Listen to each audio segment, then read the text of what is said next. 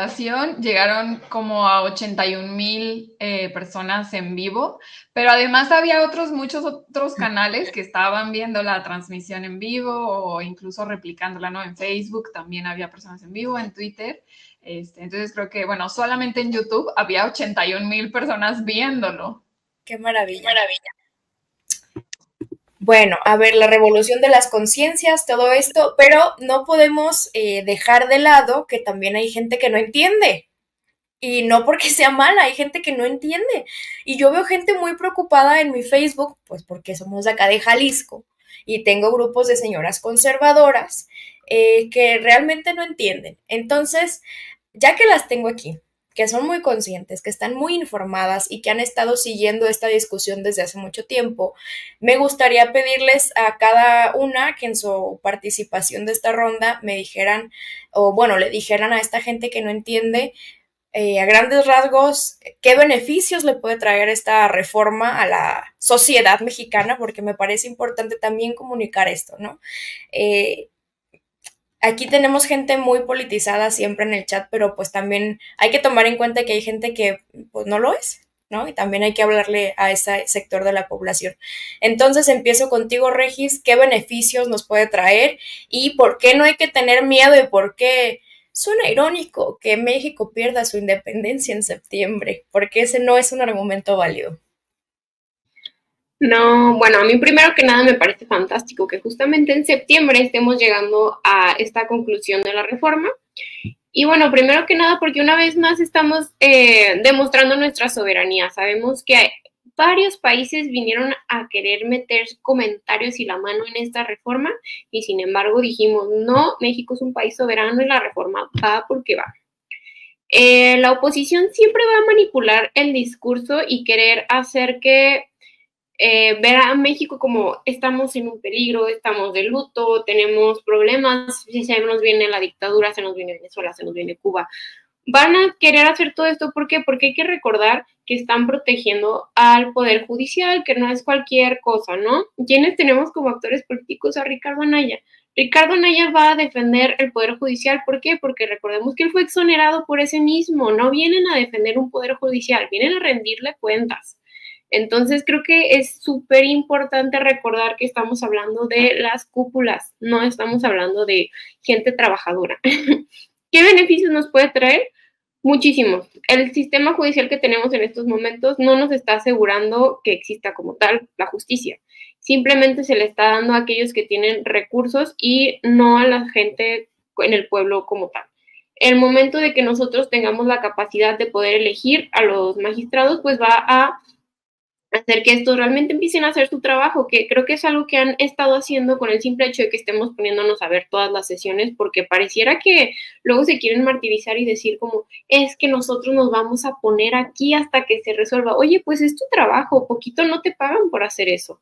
Entonces, pues el hecho de que estemos politizados, que estemos revisando, que estemos muy, muy concientizados, ya nos va a ayudar muchísimo como país y pues claro que es una reforma perfectible, pero ya avanzamos bastante en temas de justicia.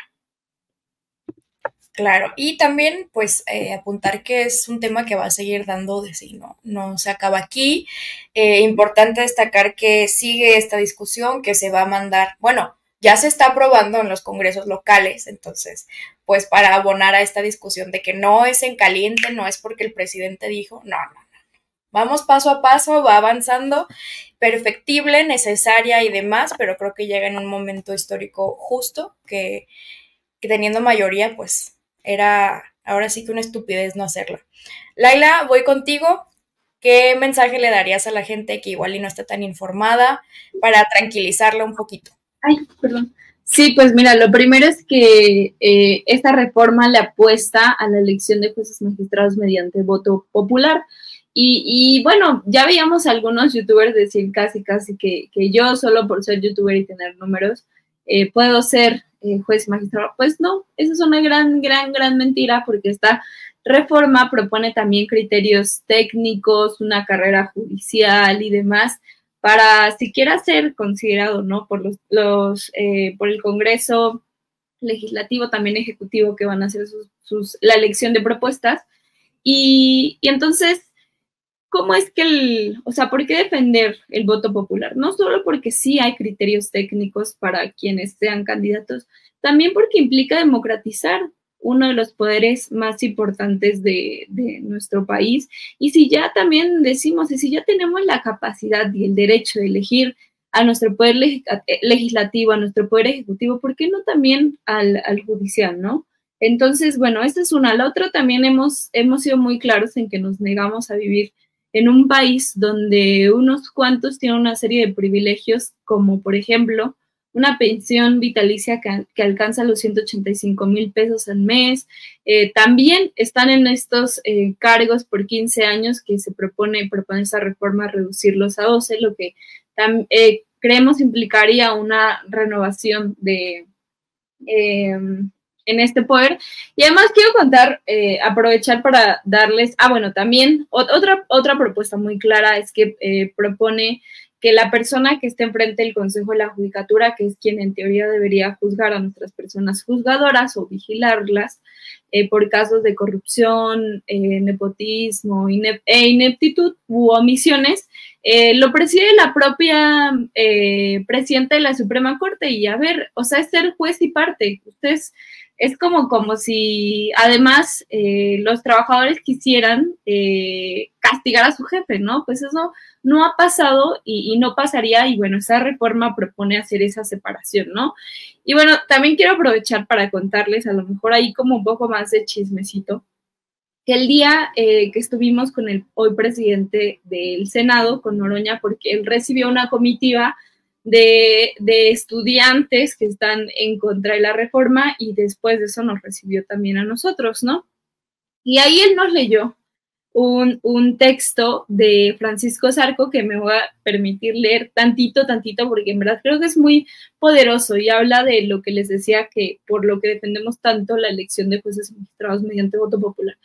Esta cita dice: no hay que desconfiar tanto del pueblo, no hay que creer que mandará a la corte curanderos y panderas, y si alguna vez se equivoca mandando a un imbécil a la corte, como suele mandarlos otras partes, el mal no es eterno, porque los magistrados van a ser amovibles, aunque esta reforma será también combatida sosteniéndose. Bueno, ya dije lo que quería decir de esta cita. Entonces, eso después de leer de escuchar ese día a Noroña diciendo esto, es que entendimos que hay que defender esa vía democrática para elegir jueces y magistrados. Y además, también en otras manifestaciones decíamos: el que nada debe al pueblo no le teme. O sea, en verdad su terror viene de que nos han fallado mucho, en que para jueces y magistrados actualmente la justicia se vende al mejor postor, ¿no? Entonces, pues evidentemente esto, cuando las y los ciudadanos elijamos a nuestros jueces y magistrados, pues tendrán la obligación de deberse a quienes les votaron, ¿no? Entonces, pues bueno, yo agrego esas cosas que defendemos muchísimo de la reforma del Poder Judicial. Me encantó. Además me encanta Zarco, periodista, político, escritor. Sí, piensa importante en la guerra de reforma, en pues sentar las bases de todo lo liberal en nuestro país, y yo creo que no es casualidad que surja este pensamiento o que tenga su auge en uno de los momentos más gloriosos de nuestro país, de su historia, y que justo tenía servidores públicos maravillosos que nunca se robaron un centavo, que no le tenían miedo al pueblo y demás. Entonces, sí, siempre lean todo lo que puedan de Zarco, del Nigromante y de todos ellos. Son maravillosos. Termino contigo esta ronda, Sofi. ¿Qué les dirías a mis tías panistas, alfaristas, a los grupos de Facebook de señoras que dijeron que se murió la democracia ayer? Bueno, tengo mucho por decir. Lo primero es que, pues, no se va a acabar la república. No se va a acabar la república, no se va a acabar la democracia, y no se va a acabar el mundo por la reforma al Poder Judicial, ¿no? Creo que el tema de los fatalismos que hemos visto en los medios de comunicación nos ha llevado a una deshonestidad en el debate, y que estos fatalismos han siempre sido carentes de argumentos para poder aportar lo suficiente en el debate, ¿no? Para empezar, en todos estos argumentos no hemos visto que se diga ni que se hable del por qué es malo que el pueblo elija a estos gobernantes.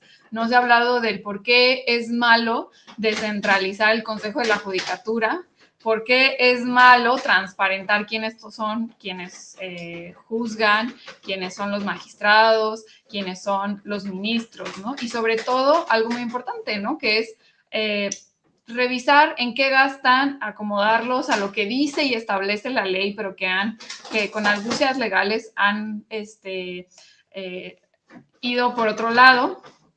Y también creo que hay que eliminar una lógica aristocrática respecto a cómo se debe de conformar el Poder Judicial, ¿no?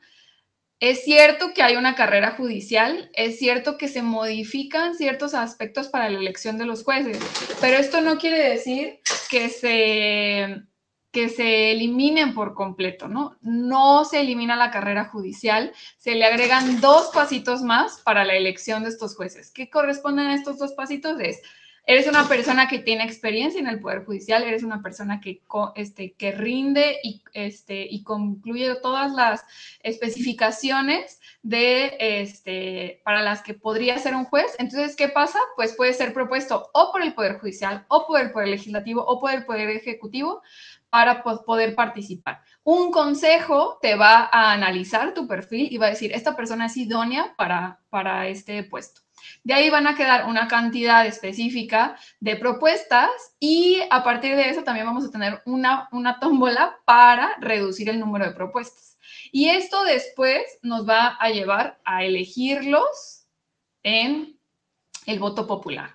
Es decir, después de todos estos candaditos, nosotros vamos a poder decir, bueno, ya subimos todos los que van a estar, todos estos candaditos se cumplieron y ahora yo puedo elegir entre esta cantidad de personas, que tampoco son las 4,000 que estuvieron diciendo. No, vamos a tener en un proceso electoral aproximadamente entre unas 15, 20 boletas más o menos para poder elegir a quienes van a conformar pues todos estos órganos del Poder Judicial, ¿no? Y creo que es algo sumamente legítimo y que es algo sumamente necesario, porque el Poder Judicial, hay que ser súper honestos.